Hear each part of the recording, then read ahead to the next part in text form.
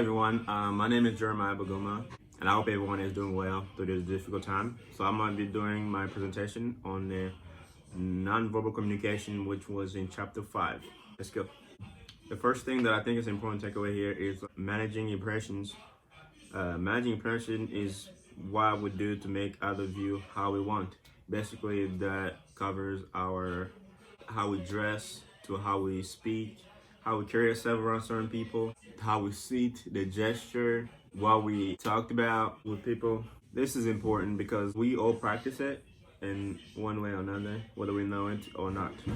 Nonverbal communication is constant. I believe this is important to know because communication is we communicate things that we don't often notice.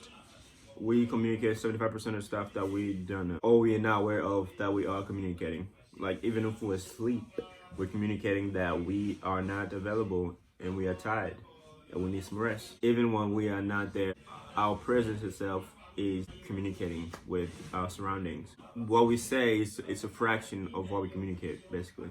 This is very unsettling discovery, but it helps us. Knowing this helps us being more like selective and be a little bit self-aware of what we do that might affect how we are perceived by others.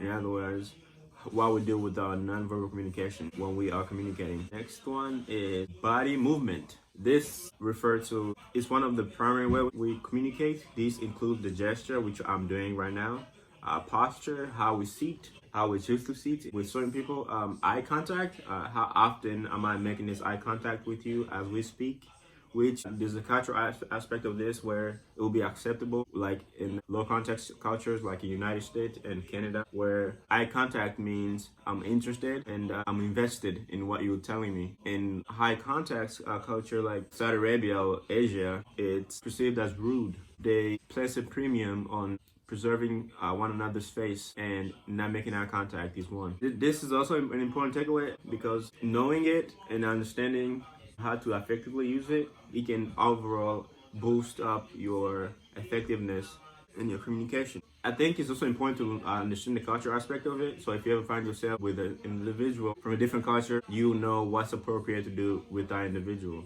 Since America is a melting pot filled with people from different areas, like myself, I'm not from here. I was born in the Congo. Obviously, coming here, there was a bit of a culture shock. Most of the stuff that was done here, it isn't necessarily what we did back then. There was some similarity, but there was a big difference that one has to adjust to. But if you know about someone's culture and what is acceptable to them, they are more likely to share information that they won't share with other person. You make them feel home and share stuff with you that will probably be valuable to you.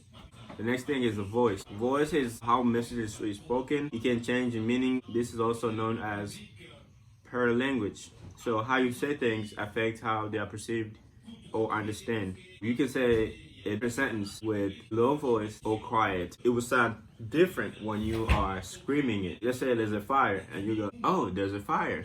Fire is a big deal, but how you say it can affect how people react to it if they're not seeing it directly. Oh, there's fire. And then versus, hey, there's fire. The difference between that determines like everything. Knowing this is also crucial because it helps us like know which one to use at certain occasions. Knowing how to use them effectively will improve our communication. Let's say if I'm trying to notify people of the danger, doing so in a loud voice will trigger a more immediate action. My fifth takeaway from this, if it's distance, again, this also goes back to the culture aspect of how distance is perceived. In the textbook, the distance is an acceptable parameter in a given area. In the US, they call it personal space, intimate distance, personal distance, social distance, and public distance. I'm gonna refer back to my background. Distancing, it doesn't really exist. There's no like a bubble and a ring that one can like refer to. We like to acknowledge someone's existence by feeling them and make them feel like you're alive. You know, it's a whole different feeling when you see someone and then when you touch someone, you know, you kind of get like the reassurance of them being there. This is a crucial things to learn, especially if you're coming into a place where this stuff, if violated, can cause issues. I'm gonna go back to my experience when I first encountered this. It was in middle school. I noticed like the first thing I was taught multiple times was keep your hands to yourself, keep your hands to yourself. This was weird because I didn't see any big deal in acknowledge people's existence, but that was not a thing here. Here is separated, and that I believe was quite a different. That's the end of my presentation. Thank you. If anybody got any questions, I'll be happy to answer regarding my culture or anything else you would like to know, and why I found these 5 things important takeaway from this chapter. Thank you. Stay safe.